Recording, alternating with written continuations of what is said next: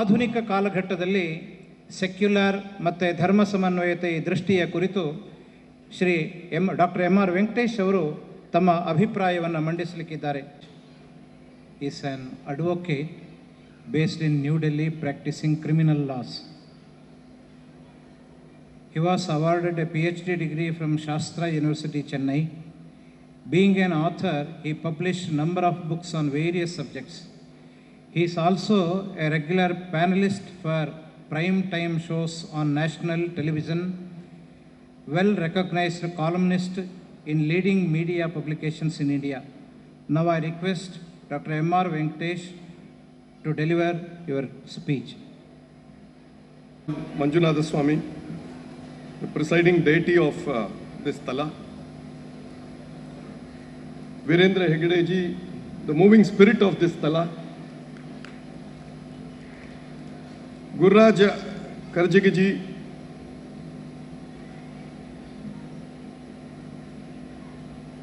Shri Siddhalinga Swami Galu, who was present here for some time and is not here now.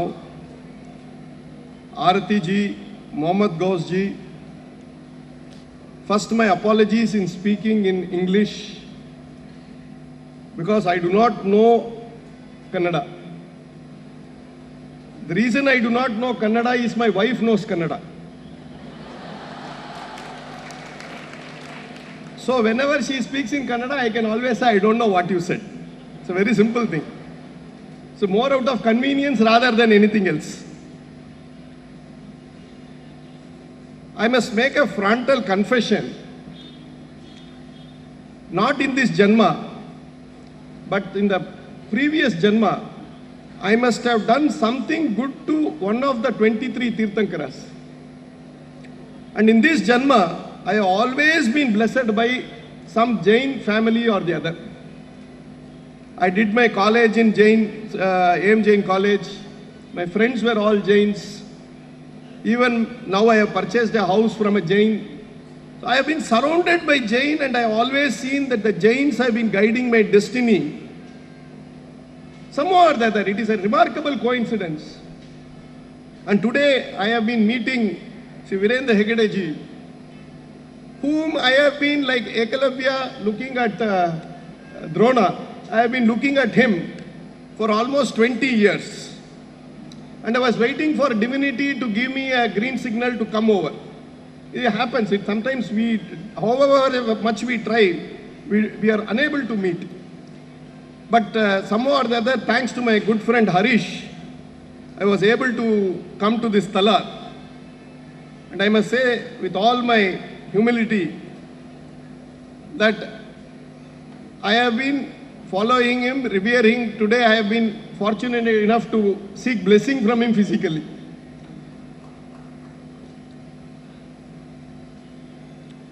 One of the important reasons why I have been fascinated, and in 2017 I had even tweeted and made my bit of recommendation that Virendra Hegde ji must be the president of this republic of this country.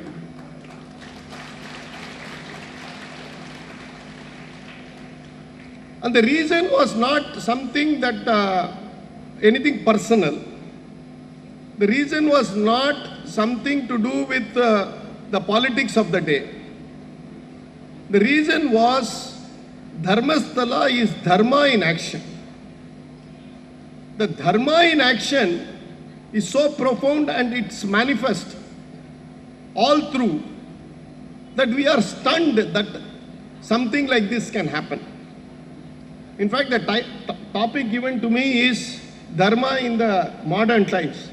It is the most adharmic, sir, to ask a criminal lawyer from Supreme Court to speak about Dharma, that too late in the day. But that is what you have done, but I have to speak.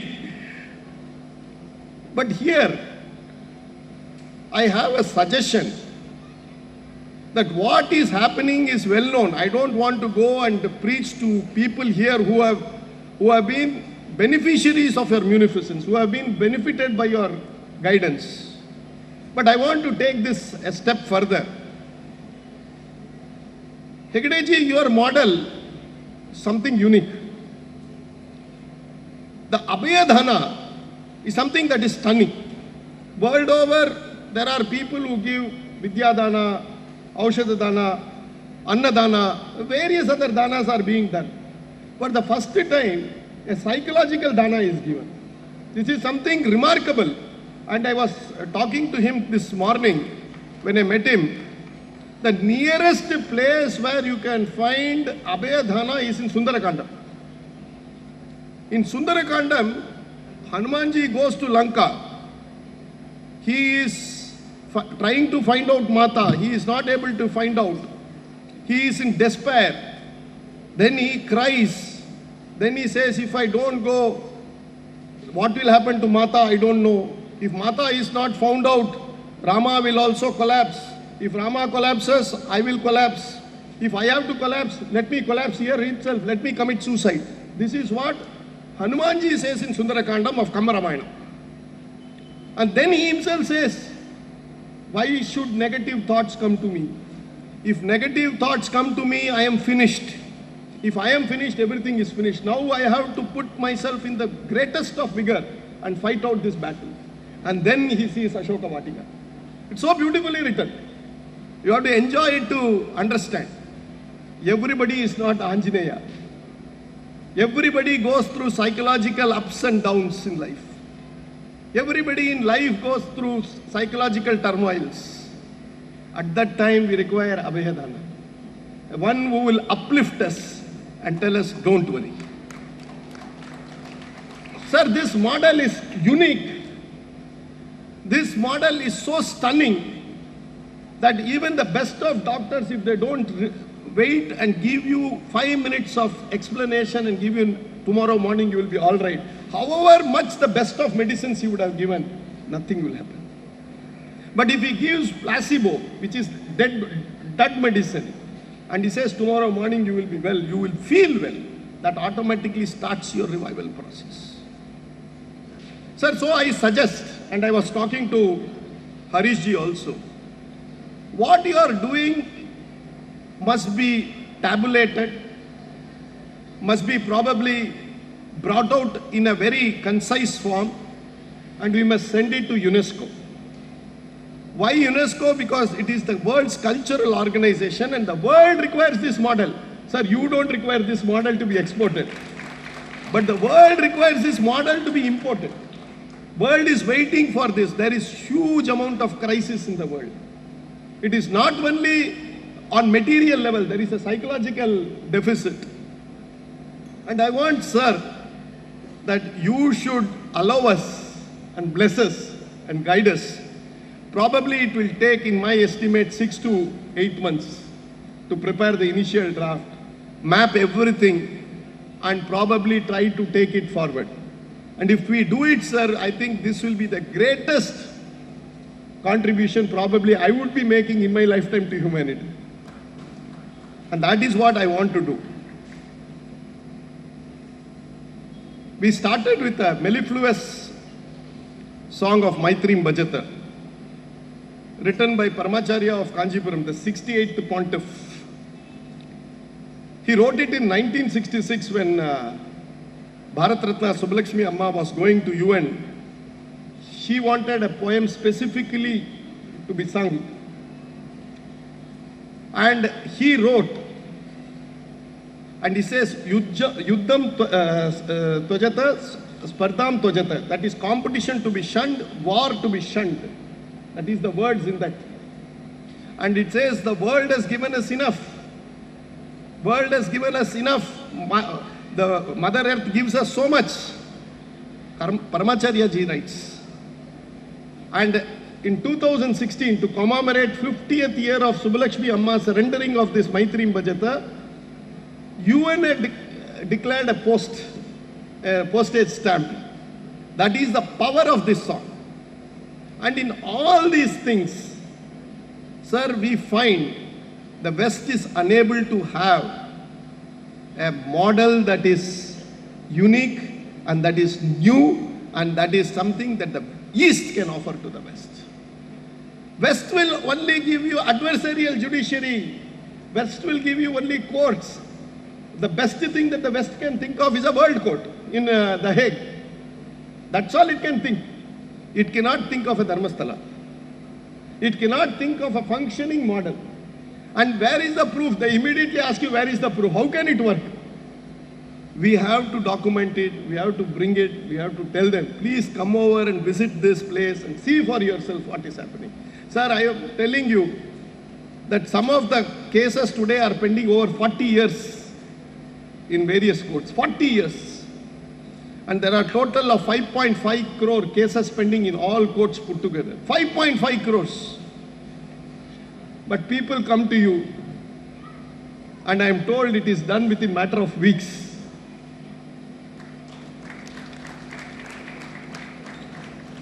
Sir, I understand the Manipal family dispute was resolved in no time by you when it was pending for more than 30 years. So these are things that unfortunately we as a country are not celebrating. And I'm so glad that today, whenever we speak of despair, we say 20th century, 21st century, Dharma is spiraling down. All this is correct. Dharma has got a propensity to go down. That is the nature of Dharma. If Dharma does not go down, then Bhagavan cannot come and say, yada yada hi adharmasya. He will become jobless. So to make it that Dharma has to go down and Dharma to revive Dharma, Bhagavan will come. And till such time, it is our duty to fight that propensity of Dharma to go down. That is why Dharmo Rakshita Rakshita. And Dharmo Rakshita Rakshita tells us that everybody is mandated to fight his little bit to preserve Dharma. And today, at every point of time, we are finding it difficult in what I call as the secular life to be dharmic. This is our biggest dichotomy that we are facing. The Constitution of India, written in 1947 and 46 to 49, and adopted by the Constituent Assembly on 26th January 1950, does not have the word Dharma. The Dharma word is missing in the fundamental document of this country. We are a civilizational nation. We are a nation of 5,000, 8,000, 10,000 years. We do not know. We predate history. And what has sustained us for all this period of time is Dharma. And what is this Dharma that sustains us? Everybody asks, it is contextual. I'll give you two examples. Shibi Chakravarti is sitting in his throne. A pigeon comes and says, please save me. Shibi Chakravarti says, yes, done. Next, the hawk comes and says, my lord, I want to eat this. This is my natural food. So you have to give me this pigeon. Shibi Chakravarti is in a quandary. What to do? If he denies the pigeon to the hawk will be dying out of hunger. If it gives the pigeon will be dead. Look at the Dharma Sankata. He says, okay, I will give you my flesh, and starts peeling off the flesh equivalent to the weight of the dove. But the balance would not tilt. It was always in favor of the dove.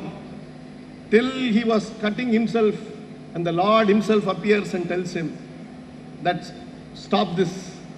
You have done, we wanted to test you. We wanted to test your levels of Dharma. Likewise in Manunidhi Cholan in Tamil Nadu, there was a great king called Manunidhi Cholan. His name itself is Manunidhi Cholan. He was a Chola king. His son inadvertently drives a chariot and kills a calf. The calf's mother comes to the palace. There is a bell, justice bell, and rings the bell. The king comes out and finds that the calf has been killed. He immediately orders punishment for his son. And that son must be driven by the chariot. And he must also meet the same fate. Again, it was a test by the Lord Ishvara. And he also comes out. This is the levels to which Dharma was preserved, Dharma was practiced. Today, how many of our legislators, how many of our judges, how many of our IAS officers, IPS officers know this story, forget practicing it? Would have ever read something like Shibi Chakravarti? Would have read something like Manunidhi Cholan? There are hundreds of such stories. Why I am telling this is, today we are having a huge dharma deficit society. And this dharma deficit society is there for us. And that is why whenever you even, for us we understand dharma. A normal cycle rickshaw person, if you pay 10, instead of 10 rupees, you pay him 20 rupees and ask him to keep the change, he will say, no sir, dharma kale, please take this back, this 10 rupees. That is the level of honesty and integrity that a normal Indian has in India even today, for which we must celebrate. This is a nation of rishis, this is a nation of munis, this is a nation of great saints. And every time we see these people coming and avatara purushas coming and guiding us. So we are again and again not bothered only about India. We are bothered now when we are becoming a Vishwaguru. It is not that we should become Vishwaguru within ourselves. We have to export our ideas. We have to export and give our best to the world. The world need not, we don't have to take only something from the world. We have to start giving something to the outside world. What should we start giving? We should start giving something like dharma. We should preach what could be dharma, what could be the value of dharma, how do we dispense justice. Muhammad Yunus, the Bangladeshi person, got Nobel for peace only because he taught us how retail funding was to be done. Sir, I would urge that we must also say we are not only retail funding, we are also doing retail justice. This is the thing that Dharmasthala tells me today. And we need to work out and probably capture this and send it to hundreds of people and tell them that this is what we are to look forward. Now coming back to Abhayadana. The Abhayadana in every sense of the term stuns me. Because I would never have thought a dhana to be non-materialistic. It is not, it is every Lord keeps his hand in some posture to show that don't worry, I am there to take care. Every Lord, this is the Abhaya Mudra. And every time I look at what you are doing, I am really stunned, sir, that you are doing something which gives millions of people, thousands of people, hundreds of people, so many of them who come here day in, day out, not only food, not only education, not only medicine, but you are also giving them confidence. It is this confidence, sir, I tell you, is the most important thing in life. Now, let us look at what we need to know as a country and uplift Dharma. With that, I think I will close. Probably time has come that India should not look at herself as some sort of a country which will mind its own business and it is on the path of growth. India was the largest economy till 1770. For the last 250 years, we have been facing some downturn, and I'm sure this is only a blip in the radar, and our bounce back is happening at a faster rate than what we imagine. By 2047, we will be a country of extraordinary prosperity. By 2047, we will be a country which will be dominating on several cutting edge of science. And we will be a country which will be rooted to spirituality. We will not be only science-driven economy, we will be a spiritual-driven, science-driven economy. Sir, when Oppenheimer detonated in 1945, the little boy, the test bomb, he did not quote from any other scriptures.